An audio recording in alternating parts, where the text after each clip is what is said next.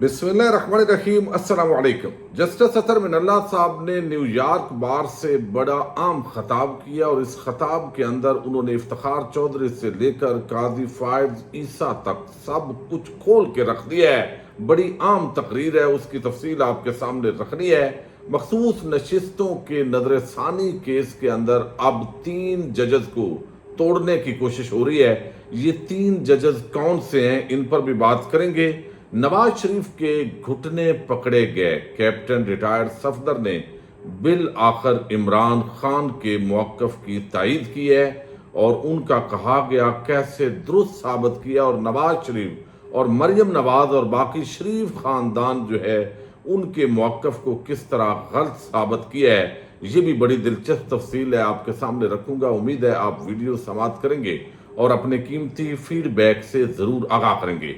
इस वक्त जो एस्टैब्लिशमेंट और तहरीक इंसाफ के माबैन एक क्लैश है वो बढ़ रहा है। रऊफ हसन पर जो मुकदमा कायम किया गया और उनके साथ तहरीक इंसाफ के कुछ और लोग पकड़े गए और खसूसी अदालत बनाई गई और डिजिटल दहशतगर्दी के उन्वान से जो इस्तेलाह इस्तेमाल की जा रही थी, अब पहला मुकदमा जो है रऊफ हसन साहब का और बाकी जो इस मुकदमे के अंदर लोग हैं उनके खिलाफ इस अदालत से चलाया जाएगा। तो इससे अंदाजा होता है कि मामलात बड़े ही गंभीर हैं। लेकिन जो बात कैप्टन रिटायर्ड सफदर ने की है, चूंकि इमरान खान का हमेशा ये मौक़िफ़ रहा है कि एक लंदन प्लान बना है।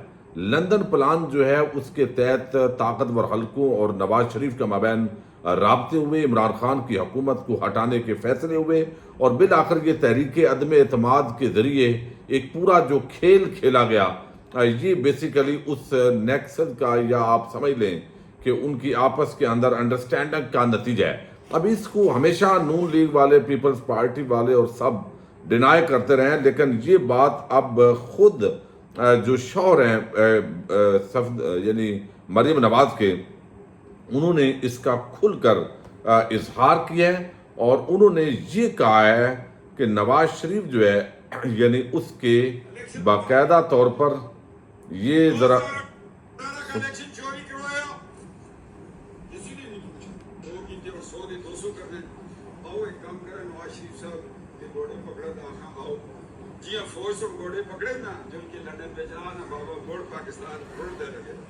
अब ये उन्होंने बड़ी आम बात की है और ये बेसिकली इमरान खान जिस लंदन प्लान का जिक्र करते हैं उसकी जो है वो कैप्टन रिटायर्ड सफदर ने तायीद किया। अब ये इल्ज़ाम है फौज पे या इसके अंदर कोई रियलिटी है, ये तो एक अलहदा मामला है। लेकिन बहरहाल जो मरियम नवाज के शौहर हैं कैप्टन रिटायर्ड सफदर, उन्होंने ये कहा है कि फौज ने लंदन जाकर नवाज शरीफ के घुटने पकड़े कि नवाज शरीफ साहब पाकिस्तान आए, इमरान खान के हाथों पाकिस्तान तबाह हो रहा है। फिर इन कुव्वतें मतलब फौज ने प्लानिंग की कि नवाज शरीफ चौथी बार वजीर आजम ना बने। फिर 5 बजे ऐलान किया कि नवाज शरीफ मानसेरा से इलेक्शन हार गए। अब इनका ताल्लुक चूंकि मानसेरा से, और मानसेरा क्या लाहौर के अंदर भी नवाज शरीफ तो इलेक्शन हार गए थे, तो अब ये उसको कवर कर रहे हैं कि ये आपके खिलाफ नवाज शरीफ साहब साजिश हुई है, वरना हमने तो इधर मेहनत करने के अंदर कोई जो है ना वो कसर नहीं छोड़ी। और ये अपने आप को हमेशा कवर करते हैं, शरीफ खानदान के लिए कोई ना कोई ये ब्लंडर करते रहते हैं। लेकिन कुछ चीज़ों का ये चूँकि एक तईद है इमरान खान के उस बयान की जिसके अंदर वो लंदन प्लान का जिक्र करते हैं। अच्छा, दूसरी तरफ मखसूस नशिस्तों के नजरसानी जो केसेज हैं वो दायर कर दिए गए हैं पीपल्स पार्टी और नून लीग की तरफ से भी, और कुछ उम्मीदवार जो मखसूस नशिस्तों पर हैं वो भी कर दिए गए हैं। लेकिन अब इसके अंदर बताया जा रहा है कि 3 जजेस को तोड़ने की कोशिश हो रही है। ये एक बड़ा आम दावा किया है हसनात मलिक, आपको इल्म है, बड़े क्रेडिबल जर्नलिस्ट हैं सुप्रीम कोर्ट ऑफ पाकिस्तान के, और उनका ये कहना है कि ये बुनियादी तौर पर जो है वो 3 जजेस उनको इस वक्त जो है वो तोड़ा जा रहा है।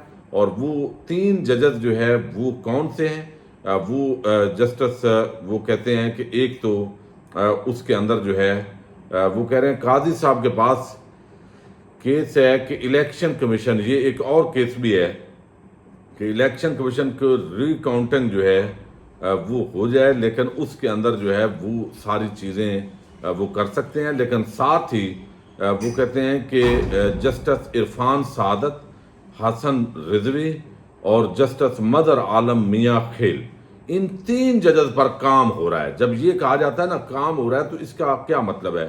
اس کا مطلب یہ ہے کہ یا تو اسٹیبلشمنٹ ان پر کوشش کر رہی ہے اور یا پھر حکومت کوشش کر رہی ہے.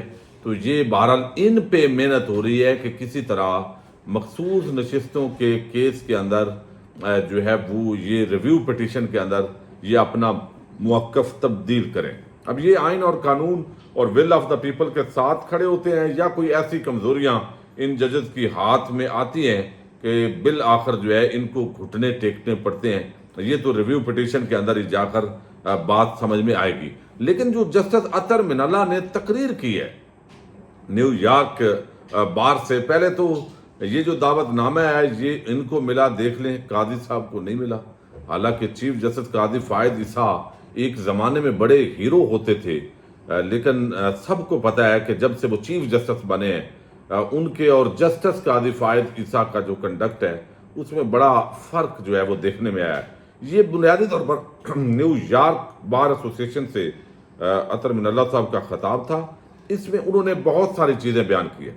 تحریک انصاف پر بھی تنقید کی ہے کہ کس طرح ماضی کے اندر وہ ٹرول کرتے رہے ہیں، الزامات لگاتے رہے ہیں، اور پھر اسٹیبلشمنٹ کی جو مداخلت ہے عدالتی معاملات کے اندر اس کا بھی ذکر کیا ہے. پھر افتخار چودھری ان کا بھی ذکر کیا ہے کہ عدلیہ بحالی تحریک جو چلائی گئی وکلاء کی طرف سے اس کا مقصد یہ نہیں تھا جو کچھ انہوں نے کیا.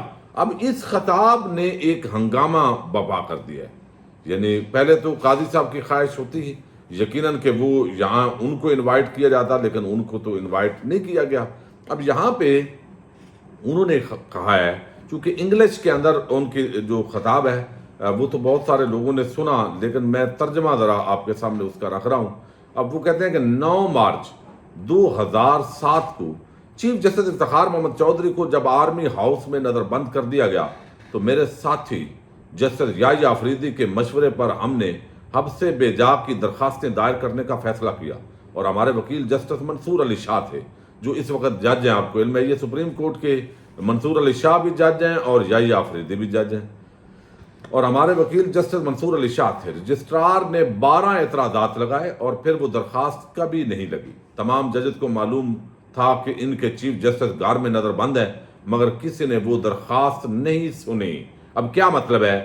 مطلب یہ کہ وہ ججز ڈر گئے تھے، ان کو اپنی نوکریوں کے جو ہے وہ خطرے تھے، اور رجسٹرار جو ہے اس کا کام ہی یہ ہوتا ہے اعتراضات کر کے کچھ نہ کچھ آگے پیچھے جو ہے وہ ڈالنا.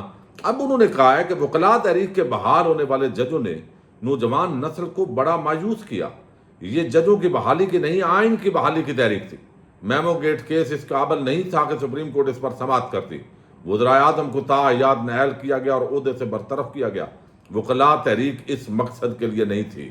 پھر وہ کہتے ہیں کہ ہم ایسے کیسز پر جو ہے وہ ایکشن لیتے ہیں، لیکن انسانی حقوق کی چیزیں پیچھے رہ جاتی ہیں. وہ کہتے ہیں چڑیا گھر کے ہاتھی ایک ریچھ اور آوارہ کتوں سے متعلق کیس بھی سنے.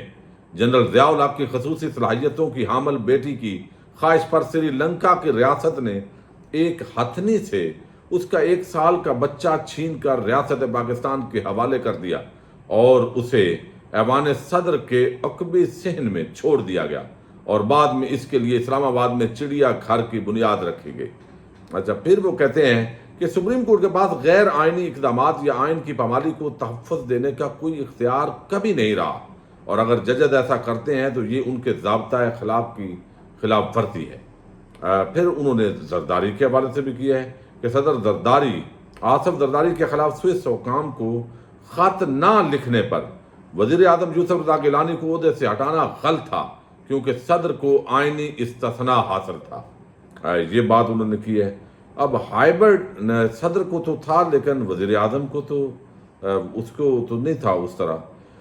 بہرحال اب وہ کہتے ہیں ہائبرڈ نظام آپ کو علم ہے، اس کا مطلب یہاں یہی ہوتا ہے کہ اسٹیبلشمنٹ پیچھے سسٹم چلا رہی ہوتی ہے اور آگے سیاسی مورے اپنا بغیر چہرہ لیے ہوئے کام کر رہے ہوتے ہیں. تو وہ کہتے ہیں ہائبرڈ نظام حکومت اور جمہوری نظام حکومت میں عدلیہ کی آزادی کا الگ الگ تصور ہے.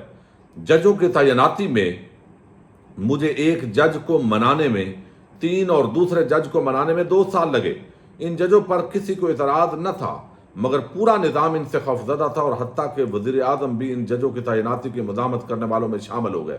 اب یہ وزیر اعظم سے مراد عمران خان ہے، جو ان کو اس وقت بتایا گیا، ایک جسٹس بابر ستار اور ایک اب پتہ نہیں دوسرے کون سے جسٹس ہیں جن کا جہانگیری صاحب کا یا کس کا ذکر کر رہے ہیں، کہ ان کو میں نے ترلا منت کر کے لائے تاکہ اچھی ساکھ کے جو لوگ ہیں وہ یہاں پہ ہائی کورٹ آئیں، اور آج وہی ڈٹ کے کھڑے ہوئے ہیں۔ یقیناً یہ فیصلے میرٹ پر تھے، اطہر من اللہ صاحب کے درست فیصلے تھے۔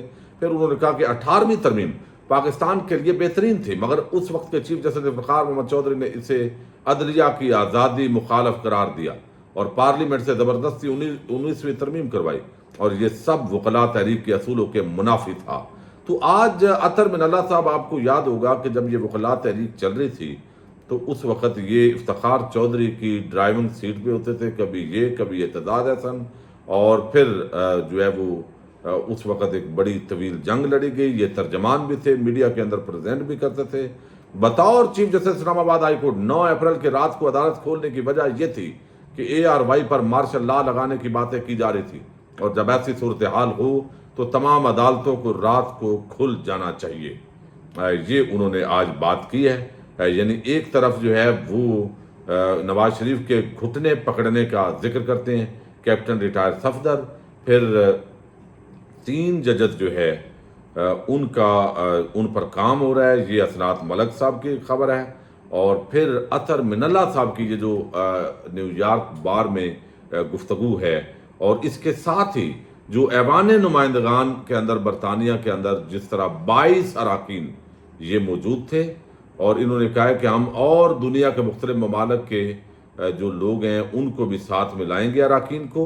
عمران خان کے ساتھ تحریک انصاف کے ساتھ زیادتی ہو رہی ہے، انسانی حقوق کی پامالیاں ہو رہی ہیں، اور اس پر جو ہے وہ آواز بلند کرنی چاہیے۔ اس پر آج باقاعدہ طور پر جیو نیوز کے جو صحافی ہیں مرتضیٰ علی شاہ، انہوں نے بھی رپورٹ کیا ہے کہ کم و بیش 22 برطانوی ارکان پارلیمان نے اڈیالہ جیل میں قید عمران خان کو فوری رہا کرنے کا مطالبہ کیا، اور کہا ہے کہ اس معاملے کو بین الاقوامی بنانے کے لیے دوسرے دوست ممالک کے ارکان پارلیمنٹ کو بھی اس میں شامل کریں گے۔ اقوام متحدہ کی رپورٹ ہم سب کے لیے باعث تشویش ہے، اس سے لا تعلق نہیں رہ سکتے، پاکستان کی ترقی کے لیے کوششیں کرتے رہیں گے۔ انہوں نے عمران خان کی رہائی کا مطالبہ لارڈز کمیٹی روم میں پاکستان میں جمہوری اصولوں کی پامالی اور سابق وزیر اعظم عمران خان کی غیر قانونی قید سے متعلق ایک ہیرنگ کے دوران کیا۔